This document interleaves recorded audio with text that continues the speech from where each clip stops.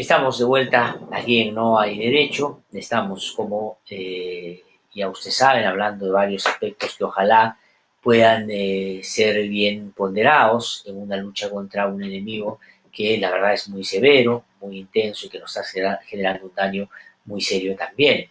Y por eso es que la ciencia, la tecnología, como nos acaba de decir el representante de Concitec, es fundamental, no solo para responder a una emergencia de manera más eficiente, sino también para sentar bases para que ojalá de aquí en adelante situaciones de esta envergadura o de otra índole no nos agarren tan desprevenidos y tampoco atentos a lo que necesita nuestro científico para seguir creando y generando nuevas tecnologías.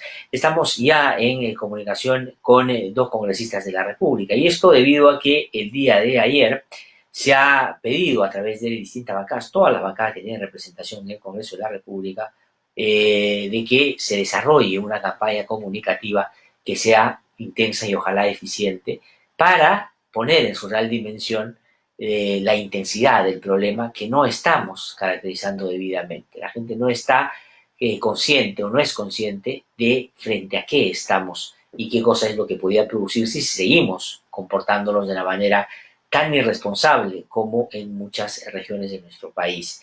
Y por eso es que congresistas le han pedido al presidente del Consejo de Ministros una campaña de comunicación muy intensa que convoque a gente que sabe, que tiene mucho talento en esto, para que pueda ayudar en esa tarea. Estamos ya en comunicación con la congresista Mirta Vázquez, ella es congresista del Frente Amplio, y con el congresista Daniel Olivares, que es congresista del Partido Morado. Ambos les doy la bienvenida al programa. Congresista Vázquez, congresista Olivares, muy buenos días. Muchísimas gracias por atendernos esta mañana. Bueno, yo quería comenzar entrando de frente a este pedido que ustedes concretamente han hecho y en qué se sostiene, ¿no? Congresista Vázquez, ¿qué cosa es lo que ha generado en un primer orden este consenso entre todos los representantes de las bancadas para pedirle al gobierno que centre, ojalá, un poco más de su atención a un asunto relacionado con las comunicaciones? ¿Cuál es, digamos, la mirada? ¿Cuál es el déficit?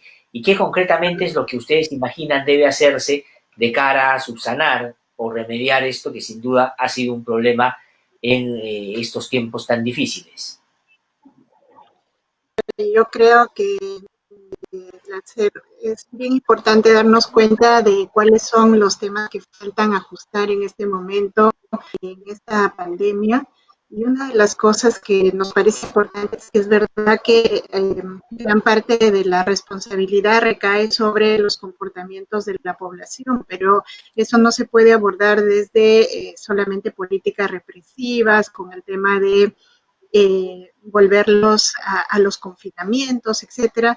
Muchos de los confinamientos tienen que ver también con la falta de comunicación. La gente no sabe efectivamente cuál es la magnitud del problema que estamos enfrentando, cómo asumir acciones preventivas, pero también cómo de dónde recurrir cuando se presenta ya el problema de tener en el seno, por ejemplo, de una familia, el tema de la enfermedad, cómo, a dónde ir, cómo reaccionar. Eso es un tema que creo que en definitiva falta ajustar. También seguramente cómo la población tiene información clara respecto a cómo manejarla, no solamente en el tema de salud. Por ejemplo, ahora se están presentando muchos problemas de automedicación. Creo que es un tema que tiene que frenarse justamente con una información certera y adecuada, ¿no? Congresista Olivares, ¿cómo se imagina usted, además que viene un poco de esa rama, que conoce bastante bien estos temas, se debe enfocar un momento como este? Se había saludado y resaltado como importante, por ejemplo, la capacidad comunicativa del presidente de la República a través de sus presentaciones diarias al inicio de la pandemia, ¿no? Mucha gente saludó y dijo, y de verdad tenía una gran capacidad de comunicar. El problema es que después el mensaje se le fue desgastando y ya no lo hacía tanto porque no había tanta buena noticia que dar. Pero ¿qué cosa es lo que imagina usted más o menos debería hacerse? ¿El presidente debería retomar a eso, ser parte de esa campaña de comunicación, o están pensando en una cosa básicamente masiva a través de medios, con spots y cosas de esa naturaleza? Buenos días, Glacier, perdón. Buenos días, Mirta. Sí, de hecho, la idea es colaborar, ¿no? No generar la idea de este pedido, me refiero. No es aportar, no es meter un tema burocrático, complicado, largo y pesado, sino más bien sumar para que el Ejecutivo, yo he estado alguna vez en el Ejecutivo y he estado en comunicación, y sé lo difícil que es mover el aparato estatal. El mover el aparato estatal es difícil para todo, para comunicar también, para alinear a todos los ministerios también es súper difícil. Entonces, lo que pensamos con Mónica Saavedra, que coincidimos en el mismo discurso el día de la investidura y hablamos después de eso, y dijimos, estábamos pensando lo mismo, es que el Ejecutivo necesita poder actuar rápidamente, elegir los mensajes correctos y ayudar a empoderar a la población. ¿Cómo? Con todos los canales que se necesiten. No solamente esto es una gran campaña de tele y radio. Por ejemplo, hay más celulares que peruanos. Teléfonos, mensajes de texto, cosas muy básicas y muy sencillas que pueden hacer que se pueda llegar a toda la población, tenga o no tenga internet, mensajes de WhatsApp, mensajes del presidente grabados, si es que quiere participar el presidente, mensajes suyos grabados con algunos consejos que puedan correr, en fin, hay 500 cosas que se pueden hacer, pero lo más importante es la acción. Yo lo que creo es que este pedido de parte del Congreso, que ha sido multipartidario, es empujar un poco al Ejecutivo a que actúe rápidamente en ese sentido. Si lo que quieren es una mesa sencilla con nosotros, simplemente contarnos la estrategia, recibir algunos aportes, tal, pues bacán. Yo lo que creo que tenemos que aprovechar este encuentro para dos cosas. Lo primero, para convocar a otras personas, por ejemplo, empresa y sociedad civil, que deberían poder aportar su tiempo o los recursos que tengan para poder hacer algo grupalmente, ¿no? Gratuito o rápido, ¿sí? Y lo segundo, para demostrarle a la gente que cuando nos juntamos respecto a algo concreto, más allá del discurso de la unidad, sino lo aplicamos de manera concreta, se pueden lograr cosas. Y la comunicación no es cualquier cosa, no es cualquier cosa. Si logramos tener un trabajo rápido entre sociedad civil, empresa, Congreso y Ejecutivo, así al toque, y sacamos algo positivo para empoderar al ciudadano, al que se le está echando la culpa, y como dice mi colega, sin darle las herramientas, pues creo que daremos un buen mensaje.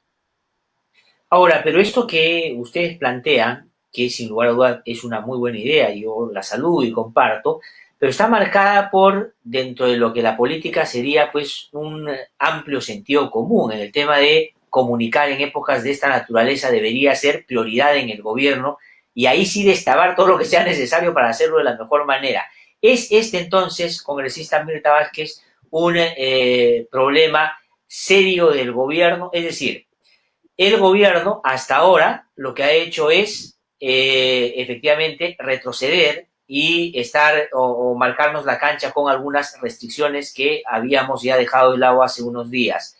Y por ahí que el desempeño de las Fuerzas Armadas y la policía van a ser lo que va a marcar un poco la mejora en el comportamiento.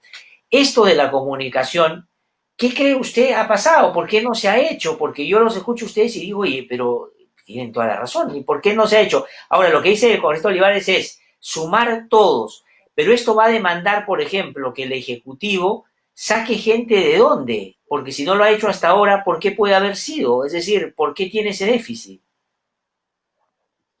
En principio yo creo que es un tema que se descuidó, ¿no? Porque en principio sí había mensajes más o menos claros, el tema de que el presidente esté comunicando día a día lo que estaba pasando, creo que era una buena señal y además tranquilizadora, ¿no? La gente se que algo se está haciendo para enfrentar esta pandemia, etcétera, y con el tiempo ese tipo de estrategia comunicacional se va desgastando. Y peor aún, en las regiones, por ejemplo, y en las zonas más alejadas, necesitamos otro tipo de comunicación. La gente no entiende lo que está pasando, o por lo menos es que no se imagina la magnitud del problema. En las regiones, por ejemplo, la gente todavía seguía muy relajada y confiada, porque pensaba que la pandemia no iba a llegar nunca y era cuestión de tiempo, finalmente era cuestión de tiempo, ¿no? Y entonces no se asumieron las medidas preventivas adecuadas, no sabíamos realmente cómo es que esta pandemia se iba a comportar y creo que este tipo de mensajes eran importantes ir dando los preventivos. En las regiones y en las zonas, por ejemplo, rurales, de comunidades campesinas, indígenas, necesitas otro tipo de comunicación. La gente está a veces muy desconcertada sin saber qué es lo que va a pasar. Ahora en las regiones que la pandemia recién se empieza a instalar, empiezan a surgir problemas en los servicios de salud, la gente no sabe qué hacer. En las comunidades no saben a dónde recurrir. El tema de la automedicación, yo estoy muy preocupada con el tema, por ejemplo, de toda esta suerte de confusión que es no claro respecto al uso del dióxido de cloro, de la propia ivermectina, ¿no? La gente muchas veces se automedica y entonces, ¿por qué? Porque no tiene información clara de qué sucede, digamos, ¿no? En las redes sociales corre todo tipo de información y como dice Daniel, efectivamente, a lo que más tiene acceso un ciudadano es a un teléfono que muchas veces tiene esta conexión a las redes sociales donde corre todo tipo de información de tipo, digamos, no confiable, ¿no? Ahí hay que ajustar ya. Y ahora, yo creo que ahí sí hay un reto grande, ¿no? Porque el gobierno tendrá que hacer alianzas incluso con gente, creo yo, con gente, comunicadores locales que saben cómo llegar a la población. Yo hace unos días tenía una reunión con gente de radios pequeñitas, comunitarias, etcétera, y ellos se quejaban mucho de que no hay apoyo hacia ellos, ¿no? Yo decía, pero qué interesante sería que además en este momento se aproveche esa capacidad comunicacional de radiodifusoras locales que saben exactamente cómo llegar a la gente, cómo comunicar, y también es un tema de ayudar un poco a la reactivación de estos sectores, ¿no? Entonces, a mí sí me parece que ahí hay un reto importante, pero que es muy necesario porque en este momento me parece que lo más sensible puede ser una comunicación errada, equivocada, y con la desesperación y pánico en el que la gente está cayendo, eso es bien peligroso, ¿no? Ahora, tendría que ser así de comprensiva esa campaña para poder llegar a los sectores más alejados y más postergados y con menos información para poder, digamos, tomar algunas decisiones, ¿no? Contrario a lo que Mauricio Mulder, en su afán de vengarse de la República del Comercio, sacó, recordarán ustedes esta ley, que a quien le quitaba la posibilidad de subsistir era esas radios que están en frontera y que es la única manera como la gente se comunica. Congresista Olivares, pero ¿cómo hacemos para equilibrar las cosas? No vaya a sentir con esto el gobierno que es un problema solo de comunicación y reforcemos la idea de sálvense quien pueda, cuando el Ejecutivo tiene que seguir haciendo cosas, porque ¿qué sentido va a tener una comunicación de cuidado, no tomes esto que te hace daño, anda mejor al centro de salud, y cuando van al centro de salud no solo no encuentran nada, sino probablemente puedan morirse en el camino? ¿Cómo hacemos para que el mensaje, porque usted sabe que a veces cuando los comunicadores que trabajan en el Estado le dicen a sus a los funcionarios para los cuales trabajan, oye, si te preguntan cualquier cosa, dile que, bueno, efectivamente hay que mejorar nuestra comunicación, es porque estás un poco en la lona ya. Entonces, ¿cómo hacemos para equilibrar las cosas? Sí, es verdad lo que dices, y además también cuando un gobierno le va mal, normalmente dice, es que no estoy comunicando bien, ¿no? Es la clásica, yo antes de ser congresista he sido comunicador por años y siempre ha sido así, ¿no? Cuando el político le va bien es que está haciendo las cosas bien, cuando no, son los comunicadores los que lo han hecho mal. Pero de acuerdo, ¿cómo encontrar esto? Siendo muy objetivos. Yo tuve la suerte de trabajar la comunicación en la época de una sola fuerza, en la emergencia climática. Tuve la coordinación de esa comunicación y me acuerdo que el parámetro que utilizamos fue que sea algo útil, ¿no? Por ejemplo, y este fue un ejemplo real. En algún momento alguien trajo un guión de hemos abierto 18 puentes, ya se han habilitado. Y eso no sirve para nada, porque ¿qué puentes has habilitado? Para que el ciudadano, después de ver ese comercial de radio, de tele, lo que sea, sepa por qué puentes ya puede pasar. En fin, a lo que voy es, cada cosa que se diga tiene que ser útil para la gente, tiene que ser un empoderamiento más para que pueda sumarse a una estrategia que el gobierno obviamente tiene que liderar en todos los ámbitos. No es comunicar para dorarle la píldora a nadie, sino más bien mostrar los riesgos, mostrar lo bueno, mostrar qué cosas no hacer. Lo que menciona Mirta del dióxido de cloro, de repente hay que decir qué cosas, cuáles son las medicinas oficiales y cuáles no, ¿no? Entonces, es simplemente darle un poco de empoderamiento frente a lo que mencionas, de tanta noticia falsa que hay en redes y ahora cada uno puede hacer una gráfica bonita y lanzar una idea mágica y una solución mágica que puede. Mira al gobernador de Arequipa, lo que está diciendo, que vayan a comer carne de llama y se van a curar del COVID. Yo, o sea, podría escuchar eso, podría estar comiendo carne de llama y salir sin mascarilla, por ejemplo. Entonces, ese tipo de crímenes de información son los que tenemos que rebatir. De acuerdo. Ahora, con esta, Mirta Vázquez, quería pasar brevemente con ambos a tocar otros temitas, aprovechando su gentileza esta mañana. Y otra cosa que me preocupa, ayer escuchaba a la ministra de Salud, que yo creo que tiene muy buena voluntad y tiene capacidades, sin duda, en el sector de liderazgo, ¿no? Hablar de las comunidades indígenas, ¿no? Decir, hay que reconocer que no hemos trabajado para las comunidades indígenas, no hemos estado a la altura, y hay que, dijo, ver maneras creativas de poder llegar ahora. Casi 6 meses después van a ver cómo llegan las comunidades indígenas, lo que ya habla muy mal de un gobierno que debería actuar en el primer momento como se le dijo.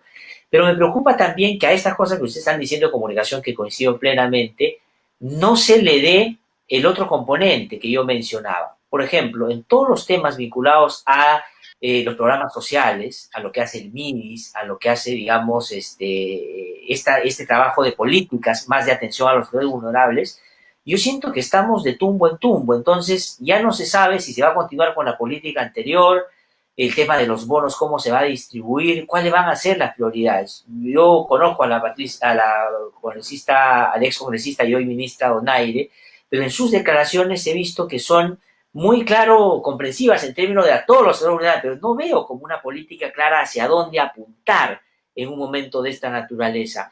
¿Cómo hacemos para, como le decía al congresista Olivares, equilibrar? Porque esto también hay que hacerlo. Sí, efectivamente, Gladys, yo comparto un poco tu percepción y preocupación. Ayer tuvimos en la Comisión de Inclusión Social a la ministra Patricia Donaire y realmente nos quedamos con una sensación de preocupación frente a qué es lo que se piensa hacer para adelante, ¿no? No nos queda claro si seguir con la política anterior, si se va a cambiar, porque no nos lo supo responder. Respecto, por ejemplo, a un tema tan sensible como los bonos, se limitó a decirnos que efectivamente habían habido muchos problemas y que estaban tratando de solucionarlo. Varios congresistas preguntaron cómo se soluciona el problema de los padrones, que tenían una serie de errores, etcétera, ¿no? No recibimos una respuesta clara, tampoco el por qué no pasar a políticas universales, ¿no? Porque siguen con el concepto de políticas focalizadas, vamos a dar a 2.500 hogares más pobres, pero en esta pandemia no solamente son la gente pobre, muy pobre, la que ha resultado afectada. Es más, yo me atrevería a decir que la gente de clase media en realidad ha sufrido un proceso de empobrecimiento bastante impactante, ¿no? Y les preguntábamos, por ejemplo, que ahí sí Ariela Luna, por ejemplo, tenía claro cómo está aumentando la pobreza rural, urbana, etcétera. Ayer el equipo de la ministra no nos supo responder eso, tampoco, por ejemplo, respecto a los temas de cómo se van a abordar asuntos de las políticas sociales, cómo en este momento necesitamos que todas las políticas sociales tradicionales que hemos tenido sirvan para enfrentar la pandemia. Entonces, ¿cómo se desarrollan estrategias para adecuarlas ahora mismo? Entonces, me parece que no hay mucha claridad tampoco. Hablaban de seguir con programas sociales tradicionales y se ha reportado varios problemas, entonces claridad respecto a cómo se van a solucionar, o por ejemplo, ahora mismo las alternativas comunitarias, comedores populares, ollas comunes, ¿no? Ollas comunes es lo que está sosteniendo al país en este momento. En casi todas las ciudades, la gente cómo soluciona el problema de crisis alimentaria con la olla común. Preguntamos si va a haber algún tipo de apoyo, si se puede insertar esa iniciativa comunitaria dentro de un programa social. Tampoco recibimos ninguna respuesta. Entonces, mi sensación es que, es verdad, hay que comprender que están en la etapa de transición, están entrando, ¿verdad? Pero en este momento creo que necesitamos apurarnos un poco porque la crisis se está agudizando cada día más, ¿no? No, además, Eso es un digamos, tema no se que... puede uno dar el lujo en situaciones de esta naturaleza de hacer una transición como, digamos, se hacen habitualmente cuando no estamos en una emergencia, por un lado. Y por otro lado, me da la impresión, y le pregunto al congresista Olivares, que, claro, en la configuración del gabinete cateriano, porque Patricia Donaire viene de ese gabinete, yo creo que se sacrificó un poco un ministerio por una defensa política, porque Patricia Donaire es más una política que una gestora pública, por decirlo de alguna manera, y no estoy disminuyendo sus cualidades, que las tiene, y creo que como parlamentaria lo ha demostrado. Pero eso es, y regreso e insisto con eso, congresista Olivares, ¿qué le parece ya en el desempeño en estos primeros días el gabinete, ¿no? Yo he escuchado al señor Walter Martos y creo que cargado de voluntad está, y me parece que operativamente puede dar la sensación de que hay cosas que está haciendo, pero me da la impresión, no sé si es la que tiene usted, de que no tiene objetivos concretos. Ya no sabemos a dónde estamos avanzando. ¿Cuál es el objetivo del gobierno? ¿Disminuir los contagios a cuánto? ¿En cuánto tiempo? ¿Cómo lo van a hacer? Me parece que están en una lógica ya de cómo va viniendo, vamos viendo, y a ver si es que, digamos, es bien significativa la imagen inicial cuando llegaron a Puno. Todos se fueron a rezarle a la Virgen de Candelaria, ¿no? Sí, una de las cosas que tiene que lograr un gobierno es transmitir tranquilidad a la gente y mostrarle que tiene una ruta clara. Porque si no, la gente no va a colaborar, no se va a sentir parte de algo. Y siento que ese es el gran reto del gabinete del Premier Martos. Él ha entrado, tiene una voz pragmática de ex militar, digamos, ¿no? En un país donde lamentablemente nos gusta el orden militar. Entonces, creo que tiene una oportunidad en este momento de pandemia de tratar de marcar una línea, un camino ordenado, que se sienta que hay un camino ordenado. Ahora, yo no siento que haya un camino ordenado todavía. Yo espero que estén agarrando las piezas que han ido dejando los gabinetes anteriores, porque hemos tenido demasiados pedacitos separados y demasiadas estrategias distintas, y tratan de encontrarle una lógica. Ya a estas alturas del partido, ya pensar en armar una estrategia completa y razonable, yo creo que más bien están sobre el caballo y tienen que, con lo que tenemos ahora, sumarle las cosas que faltan, darle una forma y avanzar, ¿no? Y que la gente sienta claridad de hacia dónde estamos yendo, porque no es momento de estar reinventando, haciendo prueba y error en todo momento, ¿no? Yo creo que ya hay que avanzar sobre algo y sobre eso hay que sumar a la gente. Sí, quiero terminar preguntándoles algo distinto. Con esto, Olivares, para terminar ya la conversación en esta parte, tiene que ver con otro tema y tiene que ver con Julio Guzmán y lo que se ha conocido el día de ayer, ¿no? A través de Diario del Comercio, también la República lo ha publicado, que han abierto una investigación preliminar por lavado de activos al líder del partido Morado. ¿Cómo han tomado ustedes esa información? ¿Tenían algún elemento que lo llevaba por lo menos a presumir que esto podía pasar en algún momento? ¿Los ha agarrado de sorpresa? ¿Y qué piensan? ¿Qué van a hacer en el partido? No, de hecho es sorpresa, ¿no? Este año, al parecer, faltan los ovnis y unas cosas más y nada, ¿no? En el 2020 todo está sucediendo. Pero sobre esa denuncia, o sea, no es una denuncia nueva, ¿no? Cada cierto tiempo algún sector conservador sale con el mismo papelito que mostró Barba Caballero en uno de sus programas, que no ha salido de ninguna investigación, ¿no? Es una fotocopia que mostró alguna vez este señor y que decía Guzmán, como podría haber dicho Pérez o cualquier otro apellido, Olivares. Y a partir de eso se ha generado o sea, de eso salió un meme, de eso respondió Batters, de eso un ex congresista, Morales, lo mencionó en una entrevista exitosa y ¡plin! Empezó la investigación de trámite, ¿no? Pero no hay más. Entonces, yo lo que espero es que más bien haya celeridad, nada más. Es lo único que espero, porque plantear una investigación, esta denuncia, entre comillas, ¿no? que se hizo con esta fotocopia fue el de septiembre del 2019. Empezar una investigación hoy, por 8 meses, cuando las elecciones son en 8 meses, ya pues, creo que no es conveniente, ¿no? O sea, se debería hacer rápidamente, en todo caso, ya que los indicios son tan endebles, pues no creo que sea tan complicado o refutarlos o buscar uno más sólido, ¿no? Yo estoy seguro Ahora, que el equipo no va a encontrar. me parece no hay que desestimar y que no es menor, que los personajes que usted ha mencionado están alineados a la impunidad no tengo la menor duda, porque desde esa trinchera están tratando de traerse abajo todas las investigaciones, sin lugar a dudas. Pero quien ha abierto una investigación es José Domingo Pérez, quien, digamos, uno puede disculpar en algunas cosas, pero que todo lo que ha investigado hasta ahora, todo, no hay un solo caso que haya empezado a investigar, no haya tenido un sustento que uno pueda identificar, ya diría como razonable, para no decir como contundente, razonable. Eso es lo que llama la atención, porque si fuera un fiscal cualquiera que haga una investigación, uno diría, puede ser. Pero ¿desconfía usted entonces de José Domingo Pérez que puede haberse sumado a la ola de persecución a Guzmán? Porque esa sería la conclusión si es que uno lo deja así como usted lo ha planteado. No, yo creo que el equipo especial Lavajato, con José Domingo Pérez a la cabeza, han hecho algo muy positivo, que es demostrar que acá nadie tiene corona, ¿no? Y que se puede investigar a todo el mundo. Entonces, yo lo que espero es que simplemente sí lo hagan de manera rápida, teniendo en cuenta el contexto, ¿no? Yo sé que las investigaciones toman tiempo y todo, pero, o sea, Julio mismo lo ha dicho, él se puede mudar a la fiscalía si se lo piden, con tal de que se pueda avanzar rápidamente, porque sí, porque estamos en un momento especial donde una investigación larga y laxa no tiene mucho sentido, o no sería muy conveniente, simplemente que se haga de manera célere, ¿no? Pero el reconocimiento al equipo especial Lavajato tiene que ser muy claro. Ellos han demostrado que la justicia puede llegar en el Perú, y eso hay que apoyarlo siempre.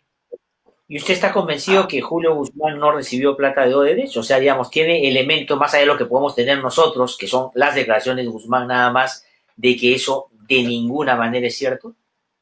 De acuerdo a mi experiencia con él, con el partido, en la campaña anterior, no, porque yo estuve en la campaña anterior, y de lo que he visto, de la falta de plata y de todo, de acuerdo a mi experiencia, yo creo que eso no es, creo que eso es totalmente falso. Espero no quemarme como nadie quiere, pero yo siento que eso es falso. Sí, bueno, porque ya hemos estado en los últimos tiempos acostumbrados a pensar eso de mucha gente, y al final, lamentablemente, el tiempo ha jugado en contra de lo que inclusive pensábamos de algunas personas, ¿no? Yo tengo gente conocida que nunca pensé, pero lamentablemente actuaron de la misma manera corrupta como los que criticaban ellos. Termino con esta Vázquez preguntándole brevemente solamente sobre el tema de el ministro de Educación en 2 comisiones, después de que le dieron el voto de confianza al gabinete del que él era parte. ¿Será otra estrategia de estos grupos de que no quieren pues a Martín Benavides por lo de la SUNEDU, de sacarlo por otra vía, que ya no sea la censura por el tema de SUNEDU explícitamente, sino por otros motivos? Yo creo que el tema de la SUNEDU ha sido un tema incómodo para mucha gente en varios periodos del Congreso, ¿no? Siempre ha habido detrás intereses y han querido debilitar esta labor. Felizmente el tema de la censura, que no tenía ningún sentido, se ha caído, y no tenía sentido porque realmente el ministro Benavides estaba haciendo pelado por un tema que no cometió o que no realizó como ministro, sino que se hizo como funcionario público, ¿no? Entonces, en ese sentido, sabemos que hay una investigación que se sigue haciendo en las comisiones. Vamos a ver cómo avanza esto. Igual, yo creo que una cosa importante es que si se quiere investigar algún tipo de irregularidad, con la mayor transparencia, pero que todos estemos de acuerdo y que eso las bancadas lo ratifiquen, en el sentido de que el tema de la SUNEDU tiene que seguir adelante. El tema de la certificación de la calidad educativa en las universidades es un tema fundamental, y en ese sentido hay que reconocer que con todas las fallas que puede haber tenido SUNEDU, con seguro no todo está perfecto, pero creo que es uno de los procesos más importantes que hemos tenido en los últimos años para evitar que la educación sea un negocio, ¿no? Y con esto, Olivares, solamente para terminar, sobre eso mismo, ¿usted cree que, digamos, tanta amabilidad, tanta buena voluntad que sucedió de un día para otro en el Congreso era como para quedarse con nosotros un buen tiempo, o ha sido de alguna manera una estrategia de algún sector que va a buscar otras vías en este mismo tema?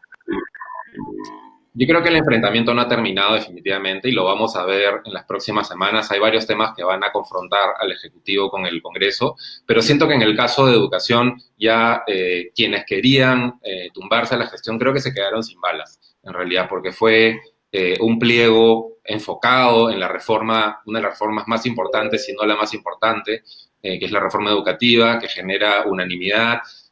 Creo que por cómo se dieron las cosas, no quedó otra que dejar pasar el tema del ministro. Es más, no se le preguntó nada de las tablets, cosa que hubiera sido importante conversar ahí. Lo hicieron algunos colegas, pero ni siquiera estaba en el pliego. Pero digo, esa oportunidad creo que pasó. Ahora se va a ver más bien en las próximas semanas cuál es cuál es la verdadera intención de cada uno de los partidos. Vamos a ver, congresista Vázquez, congresista Olivares, muchísimas gracias a ambos por haber conversado con nosotros esta mañana, que le vaya de lo mejor, ha sido muy amable, muchísimas gracias. Buen día. Ha sido el congresista Daniel Olivares, la congresista Mirta Vázquez del Frente Amplio y Daniel Olivares del Partido Morado, que han conversado con nosotros esta mañana.